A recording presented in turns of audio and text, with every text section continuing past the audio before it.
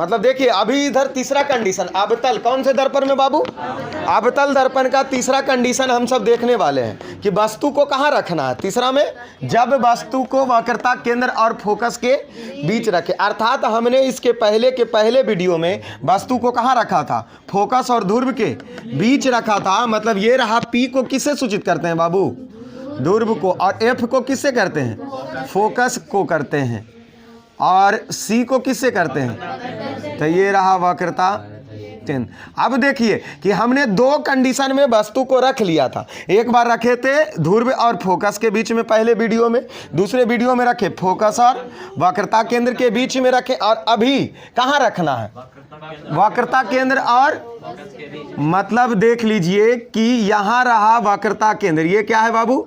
वक्रता केंद्र। और ये क्या रहा? फोकस। तो इसके बीच में मतलब यहाँ पर कौची रखो? एक वस्तु रखो। लो यहाँ एक वस्तु रख दी और ये वस्तु का नाम दे दो ए। मतलब कहा यह जा रहा कि हमने वस्तु को वक्रता केंद्र अर्थात सी और फोकस अर्थात एफ के बीच में ए बी एक वस्तु को रखा। ए बी एक वस्तु को रखा जो कि इस वस्तु से निकलने वाली प्रकाश की किरणें दर्पण की कहाँ गई? सतह पर गई। हम जानते हैं कि प्रधान अक्ष के समानांतर जाती हुई प्रकाश की किरणें परावर्तन के बाद हमेशा फोकस से होकर या गुजर गई, फोकस से होकर, और ये इधर जाने का एरो देंगे और ये मतलब परावर्तन किरणें, ये अपवर्तन की दूसरी किरणें को हम कहाँ से भेजेंगे? सी से भेजेंगे। कौची से भेजेंगे बाबू?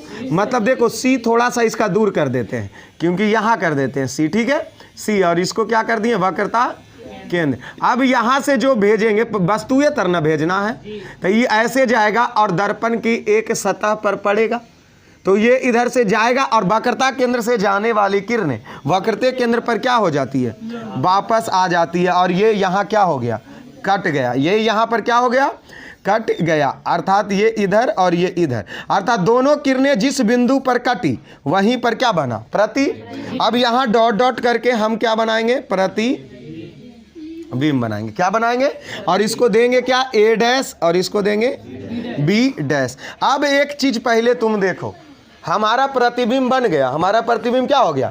बनने का कंडीशन क्या है? क्योंकि दो किरणें जिस बिंदु पर कटेगी वहीं पर क्या बनेगा? प्रतिबिंब बनेगा।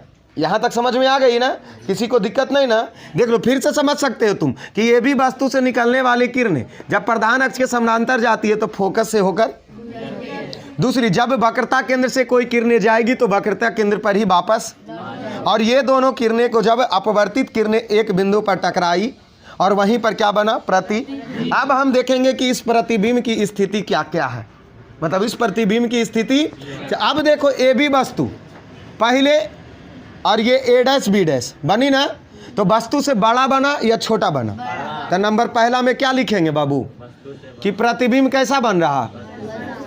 वस्तु से बड़ा बन रहा, बहुत बड़ा नहीं बन रहा क्योंकि ये हमको तो दिखाई दे रहा, तब बड़ा बना। दूसरा में वास्तविक बना क्योंकि दर्पण के सामने है तो कैसा बन रहा? वास्तविक बना। अब तीसरा में उल्टा बन रहा कि सीधा? तो उल्टा बन रहा। और चौथा में क्या हो रहा? और सोच के देख, दर्पण के आगे बन रही है, सामने बन रही है। अभी भी हम कह सकते हैं कि चौथा दर्पण के,